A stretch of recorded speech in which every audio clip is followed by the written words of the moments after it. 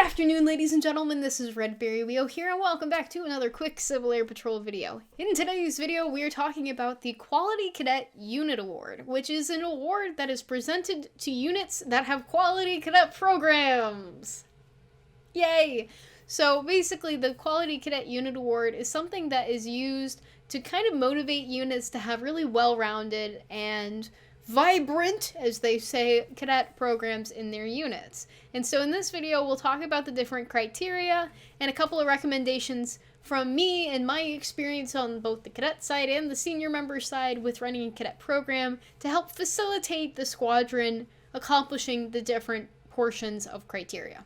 For your situational awareness, this is based off of the unit's performance between the 31st of August from one year to the 31st of August to the next year. And so we'll go over the different pieces of criteria. There's 10 total, and the unit must meet at least 6 of them in order to be eligible for receiving the award. The first one is enrollment, and that's to have at least 20 cadets on the roster. The next criteria is onboarding, and that is where it requires that 70% of the cadets that join after the 31st of August complete their first achievement within 8 weeks. There is also a cadet achievement criteria, which says that 45% of the cadets on the roster have achieved the Wright Brothers Award. There's also orientation flight criteria, which states that 70% of the cadets have at least had their first flight completed, and that can be both powered or glider flights. Encampment is another piece of the criteria, and that is that 40% of the cadets on the roster have completed the activity. Into emergency services, 60% of cadets on the roster should have GES, or General Emergency Services, completed. And I actually have a quick video up here on completing GES, so if you know a cadet or a member who has not completed GES, you could always send them the video or help them with getting into Axis and completing the test. Regarding outside activities, units can host a Red Ribbon Leadership Academy or participate in an outside competition, STEM-related competition. So that could be like the rocket competition. There's a rocket competition that I know happens. There's the Stellar Explorers, there's Cyber Patriot, and there's a list on the Quality Cadet Unit Award website, which I will include in the description for you to take a look at. And there's supposedly more competitions coming out in 2023 that aren't listed there. The aerospace component covers the AEX, or the Aerospace Excellence Award, or completing an after-action report after completing one of the STEM kits within that cycle. Then there's the senior member side, and there's 2 pieces of criteria associated with it. The first one is having 3 members current with training leaders of cadets on the roster in the senior member side. And then the second part of it is having 2 senior members at least on the roster that are in the cadet program specialty track. Now, who can receive the Quality Cadet Unit Award, you may ask? Any unit that has more than 10 cadets, and that can be a composite, that can be a cadet unit. If they have at least 10 cadets, then they can do it. So to summarize, the Quality Cadet Unit Award helps to support cadet programs in different units and focusing in on the areas that really are important. For example, attending encampment is kind of like the diffusion of ideas and cadets learning things at the wing level, and sometimes going to a different wing, depending on what might be available in your area. There's also having a certain number of cadets achieving the first achievement within those first 8 weeks of joining. And that's really important because they're learning how to really get involved with the program and progress. So these are different criteria that National has put together, and they update them from year to year depending on circumstances. Like with COVID-19, the criteria has changed. At least like this year it's different than it was like 5 years ago.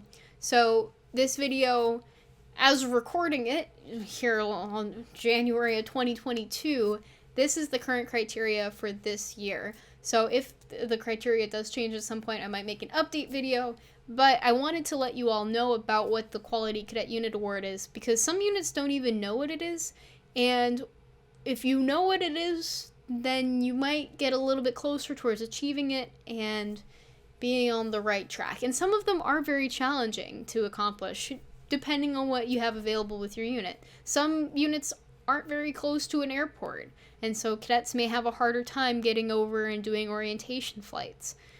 But that is why you only have to complete 6 out of the 10 criteria in order to be a Quality Cadet unit. So going into the second portion of the video here, I wanted to talk about a few recommendations for units out there that may be struggling with some of these categories. So I'll go point by point through the different criteria, just giving a couple of recommendations. The first one, having 20 cadets on your roster, that can be very challenging, especially if you have a smaller unit. Something that you can do, you can always remind your members of the recruiting ribbon. And that is actually a pretty good motivator to get cadets interested in bringing their friends to meetings. There's also, recently our unit had a pretty good influx of JROTC cadets because they wanted additional experience beyond their experience in JROTC. So it's possible that there may be JROTC cadets who like to do both. And there are benefits to doing JROTC and being in CAP. Like if you've been in JROTC for 2 years, then you can get accelerated promotions through the first phase. And instead of waiting 8 weeks, you do it within 4 weeks. So there are benefits to being in both programs. In terms of onboarding and having 70% of cadets who join complete their first achievement in 8 weeks, especially during COVID, that was really challenging for my unit, I know, because we weren't going in person and talking to them and saying, hey, this is what you do. We'd have to set up a call and talk to the cadet, talk to their parent, and sometimes it was just a little bit more challenging to keep them accountable and keep them on a timeline. But something that we've been actively doing is that we have a really strong recruiting and retention team in our unit. And basically, as soon as the cadet joins, we have a document called a Standard Operating Procedures document, or an SOP, that they're handed, and they receive an email with it where they can fill in their chain of command. It gives them initial instructions on here's how you wear your uniform properly, and at the end it has different references to the regulations if they want to go read the regulations themselves.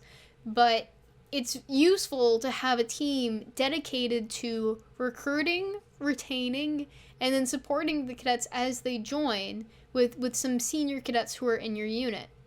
And I know that sometimes units aren't big enough to have that, or they might have pretty junior grades in their midst. If there's a really go-getter cadet who's super on top of it, even having that person just reaching out and say, hey, here's how you obtain a uniform. If you have any questions, let me know. Hey, here's how you get your first achievement. Let's sit down and meet sometime so you can get into Access and look at how you take your test. Or here's some instructions with pictures on how to get in. These are all useful things that a cadet who's really on top of it, regardless of grade, might be able to strongly facilitate. And if you don't have a cadet who can do it, maybe a senior member if they have the time and availability to do so. But if you really help support those new members as they first join, it really does help them get through that first achievement pretty quickly, and they learn the ropes a bit faster than those who take their sweet time in doing the first achievement. And the same thing applies to the Wright Brothers achievement. Something that I do as CDC is I pull a promotions report every 2 months or so, and I send emails to all cadets saying, hey, here are the things that you have marked as complete. Here are the things that you have marked as incomplete. And if you have any questions, please contact your chain of command. We hope you work towards your next achievement soon. And especially with cadets who are sitting in their current grade, I might in person ask them hey, everything okay? And if there's someone who's really just stuck, then I could always try to help facilitate them getting through the achievement. And if it's just that they don't have the time and the availability, then we can do other things to try to support them as they progress and get more opportunities and experience in the cadet program. Orientation flights is definitely a tricky one, especially depending on where your unit is and where the planes are and where the pilots are. So if your squadron does not have a pilot in it, then working together with a sister unit that is nearby, contacting them, seeing if they have an operations officer who's going to help coordinate flights potentially. And if you don't have that information, you could always look at who is currently pilots and try to contact those pilots directly. It is a little challenging if you don't know who, so you could always work with your group level too, or your wing level, depending on if you have the group level. But work together. Try to find out what other units in your area are doing, and then apply what they're doing to your unit. And that's something that my unit has recently taken on doing in order to get more flights done. And it's worked very effectively to reach out to another unit, get to know those pilots, and really get those cadets up there flying as soon as we can. Encampment right now is an especially tricky one. Some wings are hosting encampments, some wings aren't, like they're canceling them, or the facility may not allow them to use the buildings that they've reserved months in advance. So depending on where you're located, you may not have much control over it, but just remember that you only have to meet 6 out of the 10 criteria for the Quality Cadet Unit Award. The criteria of having 60% of your cadets complete GES might seem a little daunting, but you could always think of it as part of the onboarding process. Like, let's say the cadet has taken their first leadership test, they're about to do their first drill test, and you say, hey, have you looked into GES yet? While it's not part of requirements to promote, it's still really important information, and if you want to be involved with anything emergency services, you have to have this test done. If you show them how to get to it, and I still have that video that's available to look at, then they will be more likely to get it done than someone who has no idea what GES is and they're never told what it is or how to get there. The outside activities is another one that can be a little bit tricky for some units, especially smaller units, because you may not have the personnel. You might have people doing a lot for the unit already and you don't want to overtax them. So like running Cyber Patriot or Stellar Explorers competition weekends every couple of weeks, that might be a huge time commitment. So if you have like 2 senior members who are dedicated, who really want to help, then great, you'll be able to do something like that and really have an awesome team, hopefully. And if that's the case, excellent. If you do not have the opportunity to participate in outside STEM competition, then you could always consider doing the Red Ribbon Leadership Academy for either part of your meeting and inviting people to come and attend that, or maybe even doing it over the weekend. I know I've had the opportunity to teach some of the Red Ribbon Leadership Academy information, and it is some very interesting lessons, especially for community outreach and teaching the local community of living a safe, healthy, drug-free lifestyle and learning more about communication and leadership.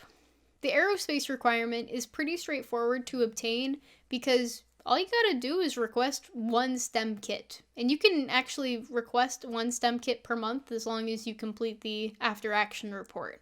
So it's pretty cool. And they've got like model rocketry. I think they've been working on robotics. And there's so many options with that. And then there's also the AEX books where they have a ton of hands-on activities where you could just quick pick something up and then put it together.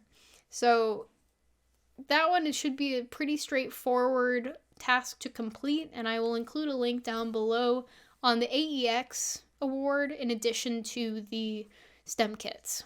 With the senior member requirements and 3 senior members being required to have TLC basic at a minimum that is current, and 2 senior members in the cadet program specialty track, it's just a matter of having senior members completing the training and then people being assigned to the specialty track. So normally wings try to do TLC at least once a year, maybe twice a year. Sometimes it's done on the group level, sometimes it's done on the wing level, but be on the lookout for those, because if those do come up and your unit currently does not have 3 people with the TLC basic, you could always forward the information to someone who seems interested in the cadet program or is even assigned to the cadet program specialty track and say, hey, you need to get this done. Let's do it. And there's the basic and intermediate that members can participate in. The advanced one is only for directors of cadet programs and higher.